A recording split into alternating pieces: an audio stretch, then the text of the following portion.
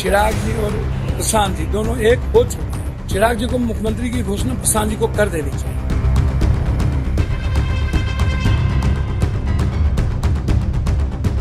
बिहार की सियासत में बम फूट चुका है और धमाका किया है खुद केंद्रीय मंत्री चिराग पासवान ने। एनडीए में रहकर एनडीए की सरकार पर हमला करना, फिर कानून व्यवस्था को लेकर अफसोस जताना और फिर ये कह देना कि मुझे दुख है कि मैं इस सरकार का हिस्सा हूं।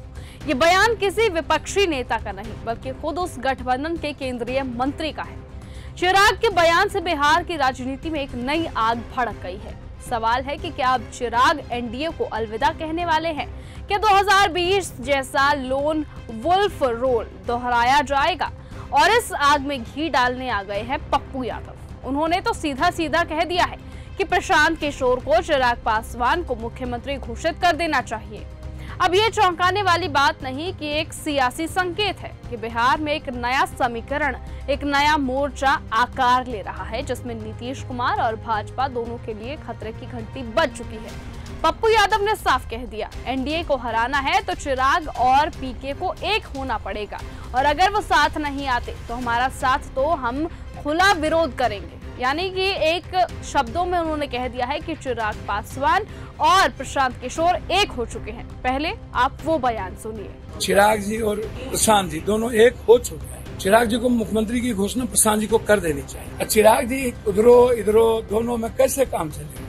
उधर छोड़िए, हम तो चाहते हैं इधर आइए। बता दें कि तेजस्वी यादव भी अब चिराग पर तंज कसते हैं। हनुमान बनने की क्या मजबूरी है? लेकिन अब सवाल ये है कि क्या चिराग पासवान एनडीए में रहकर उसकी पीठ में छुरा घोंपने की तैयारी कर रहे हैं या वो गठबंधन के अंदर से फोड़ने का मास्टर प्लान बना चुके हैं? बिहार में जिस तरीके से दरिंदगी बढ़ रही है, मर्डर्स हो रहे हैं, बालू माफिया और जमीन कब्जाई जा रही है, इन तमाम मुद्दों को लेकर पप्पू यादव बिफरे हैं और उन्होंने सत्ता पर सीधा हमला बोल दिया है।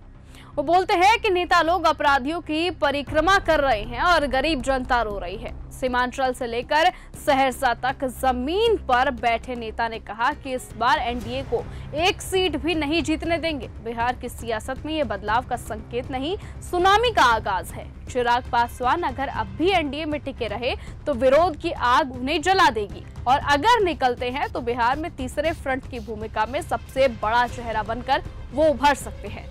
सवाल तब भी यही है कि एनडीए के अंदर बगावत की आग लगी है, इसलिए अब ये देखना है कि चिराग पासवान चुप रहेंगे या चुनावी चिराग जलाने की तैयारी कर चुके हैं। लेकिन अब इस तरह की अटकलें पूरी तरह से जोर पकड़ चुकी है। चिराग पासवान और प्रशांत किशोर एक हो चुके हैं।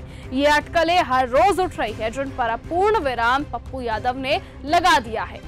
जी हाँ, पप्पू यादव ने एक बयान दिया है जिसमें उन्होंने कह दिया कि चिराग पासवान और प्रशांत किशोर एक हो चुके हैं और अब प्रशांत किशोर को चिराग पासवान का मुख्यमंत्री चेहरा बना देना चाहिए।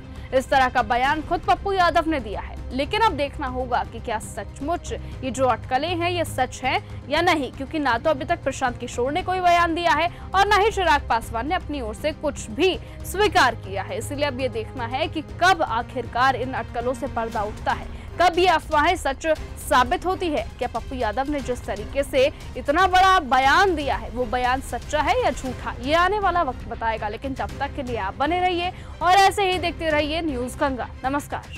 ऐसी ही खबरों को सुनने और देखने के लिए सब्सक्राइब करना बिल्कुल मत भूलिएगा चैनल न्यूज गंगा। खबरें अच्छी लगी तो लाइक का बटन दबाना बिल्कुल मत भूलिएगा। कमेंट बॉक्स में टाइप भी कर सकते हैं और हाँ, शेयर करना भी बिल्कुल मत भूलिएगा।